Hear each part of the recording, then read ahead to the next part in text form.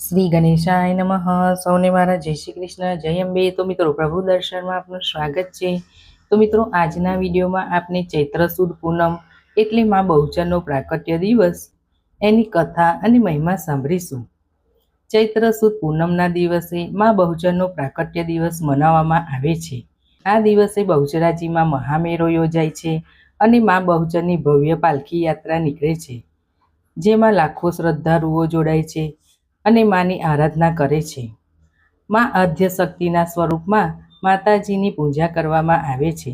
આ દિવસે માતાજીની ભક્તિ કરવાથી સર્વ કષ્ટો દૂર થાય છે અને સર્વ મનોકામના પૂર્ણ થાય છે. આ દિવસે મા બહુચરની પૂજા અર્ચના આરાધના કરી ગરબા કરવાનો વિશેષ મહિમા છે. મા બહુચરને બહુચર, બહુચરી, ત્રિપુરા, બાલાસુંદરી વગેરે નામથી પણ ઓળખવામાં આવે છે.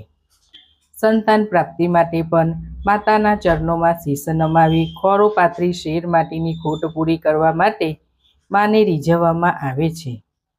આ તો માનો દરબાર સર્વ દુઃખ હરનારી, સર્વ સુખ આપનારી અને સર્વ મનોકામના પૂર્ણ કરનારી મા બહુચર પ્રસન્ન થઈને આશીર્વાદ વર્ષાવે છે.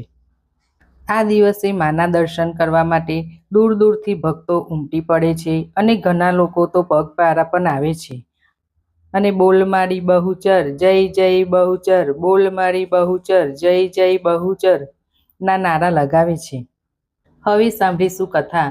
બહુચર માતાના પ્રાકટ્ય સાથે ઘણી કથાઓ જોડાયેલી છે.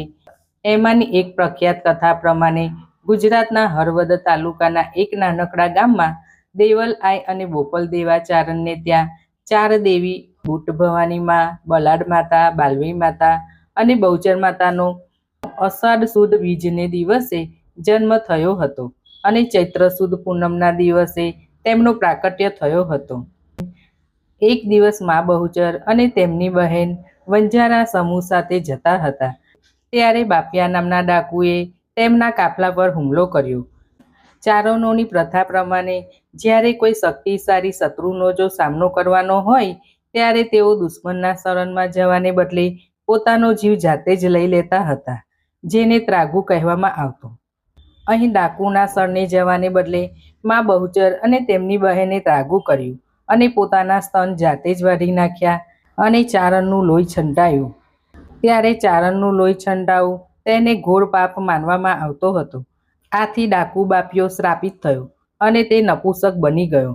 આ શ્રાપમાંથી છુટકારો મેળવવા તેને સ્ત્રીઓના વસ્ત્રો અને ઘરેણા ધારણ કરીને મા બહુચરની આરાધના કરી.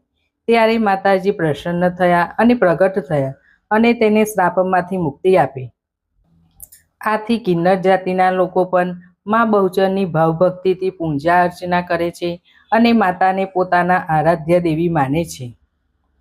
જ્યારે મા પ્રકટ થયા હતા ત્યારે ચૈત્ર સુદ પૂનમનો દિવસ હતો. આથી આ દિવસને મા બહુચરનો પ્રાકટ્ય દિવસ મનાવવામાં આવે છે. બોલો શ્રી બહુચર માતાની જય, જગત જનની મા અંબાની જય. તો મિત્રો, તમને અમારો વિડીયો પસંદ આવ્યો હોય તો લાઈક શેર જરૂર કરજો. સૌને મારા જય શ્રી કૃષ્ણ.